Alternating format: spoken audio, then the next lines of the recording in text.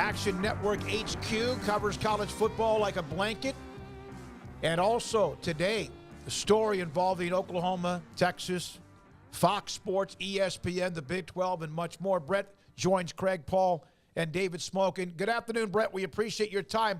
One of the notes about today's story, and I think everyone was kind of getting their hopes up across the board, but there was always that fly in the ointment being possibly Fox Sports. But what timeline is there? I had a text that said that this isn't done. It's a 50-50 chance. There's a lot of work to be done, but is there a drop-dead timeline in your opinion?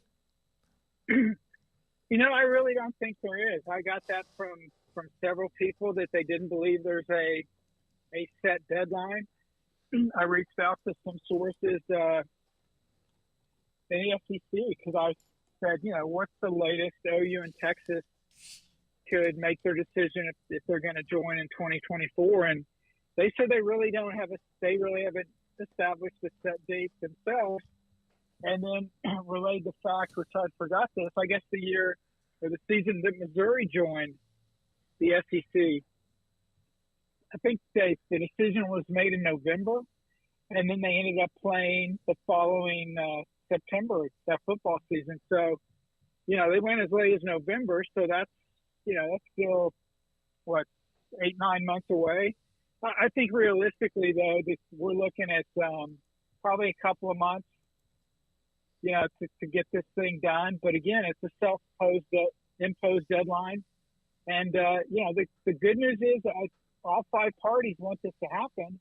The challenging part of it is all five parties have to feel like they were made whole, or they weren't, taking less money or compensation or whatever it is to have this deal done. And that's what makes this thing a little bit tricky.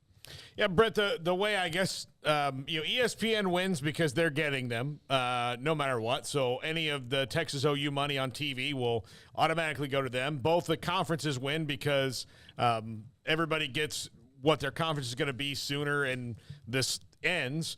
But Fox, I guess, can't really win. They're the one who's going to have to take it on the chin the most. And if I were them, I would hold out as long as I could to make sure I got every penny I could. Well, they can hold out forever and the deal doesn't get done. I mean, you need all five parties to agree. If Fox says, whatever Fox is being offered, if they said that's not enough, this doesn't get done. You can't have 4 or 5 agree. You can't have 3 of 5. You can't have 2 of 5. And it doesn't matter. I'm not just signaling Fox. If Oklahoma decides, this doesn't work and the other 4 parties do, it's not going to happen.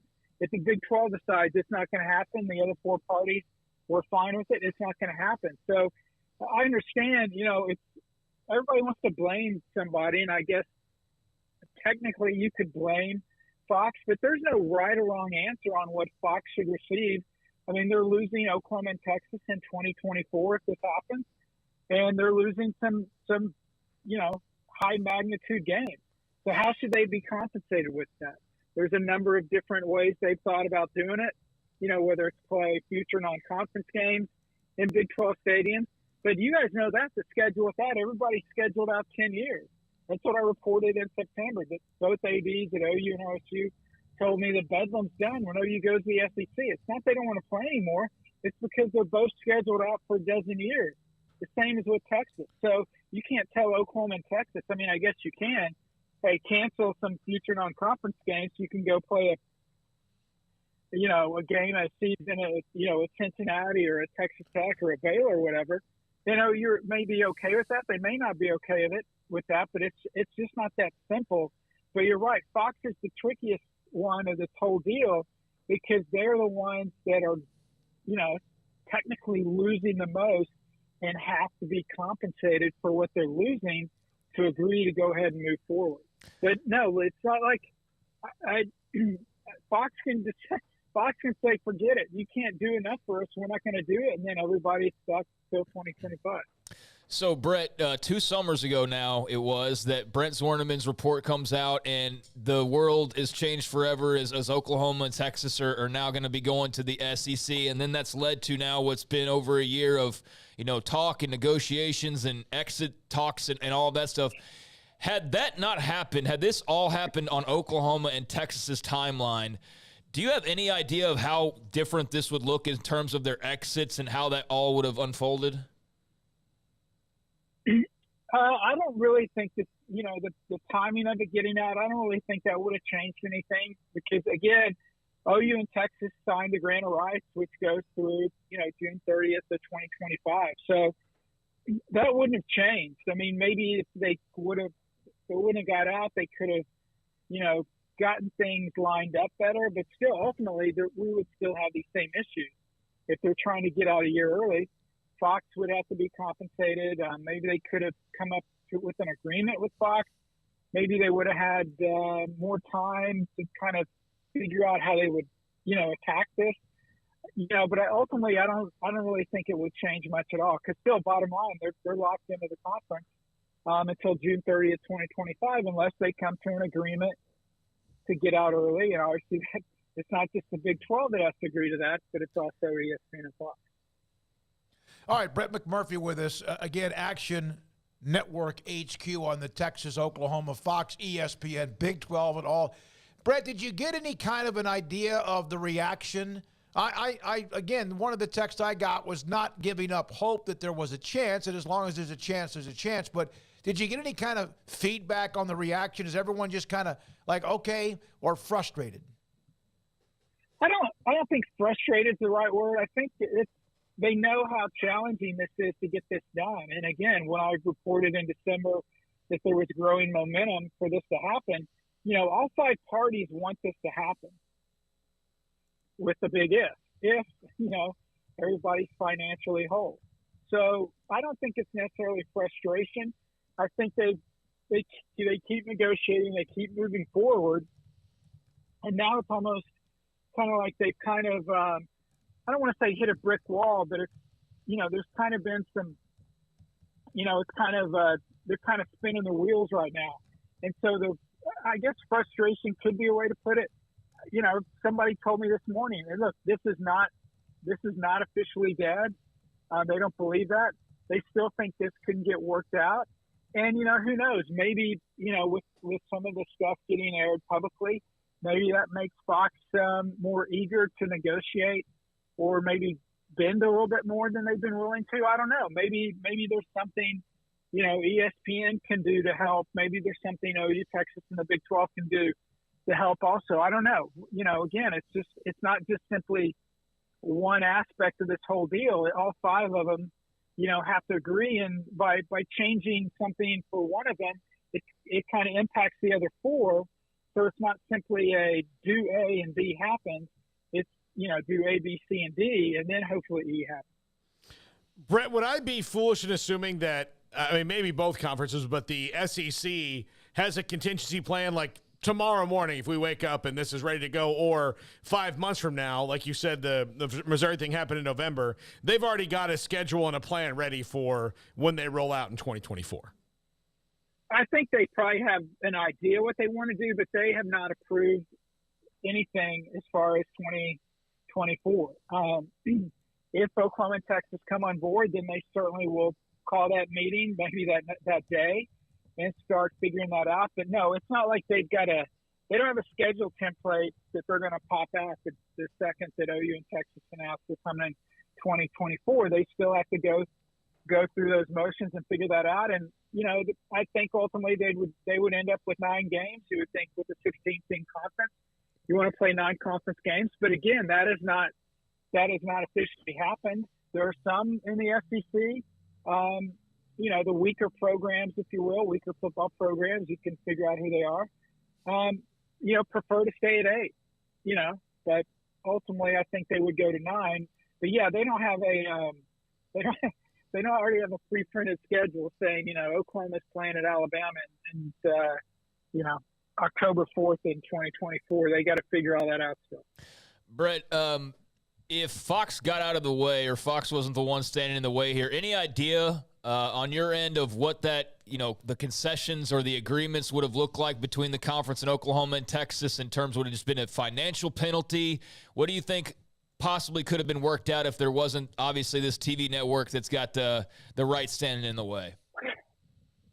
Well, there's the exit fee, obviously, that they've got to, that they're required to pay. However, I've talked to several people at all different power leagues, and because I had a question in the early going with this. I'm like, why do you even negotiate with these schools that are leaving conferences? If you've got a signed contract that says they pay X amount.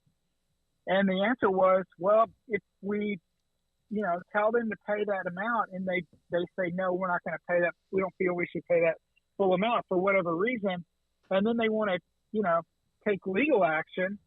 Then, maybe there's a loophole and they get out of paying the whole thing and they don't want to do that. And so it was, kind of eye-opening to me. And I guess I really didn't realize it, but all of these schools that have changed conferences, they end up usually only paying about 65%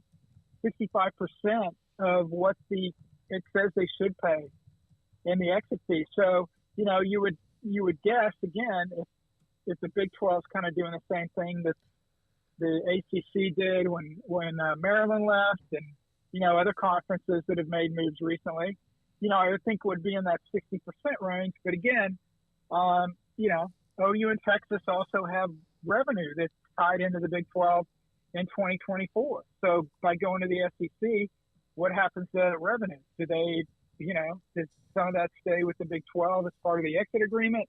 I mean, there's a bunch of different ways you can go about this, but I guess what I'm saying is I don't specifically know what that would be. I do believe this, and don't you, Brett? And thank you very much for your time today, a busy day. But I do believe that the 8 teams that are still a part of the Big 12, once Texas and Oklahoma leave, and yes, there's the incoming 4, but I think that the fan bases and I think athletic departments would be pretty angry if there's not a pretty good check written in many ways to take care of them with Texas and Oklahoma leaving. They're going to pay no matter what, whether they leave in 24, 25, but don't you think that most of them want your Mark to get every piece of skin he can? Yeah, absolutely. Yeah, I mean, I don't think they're going to let OU and Texas just skate and just like, okay, fine, good luck. No, I think they'll be compensated. And when when you say that, I don't know what that magic number is, but yeah, I think the remaining 8 will be compensated, and that's happened in other leagues. That's happened in all the schools that left the American for the Big 12. The remaining schools in the American, they're dividing up the exit fees that Cincinnati, Houston have paid, and UCF.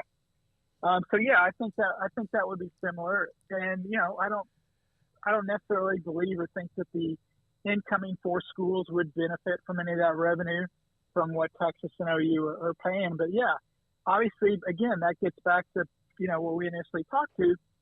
Everybody needs to feel like that they are made whole. And obviously, the Big 12 is not going to feel like they're made whole unless they get some compensation, from OU, Texas, ESPN, Fox, whoever, by letting OU and Texas leave early.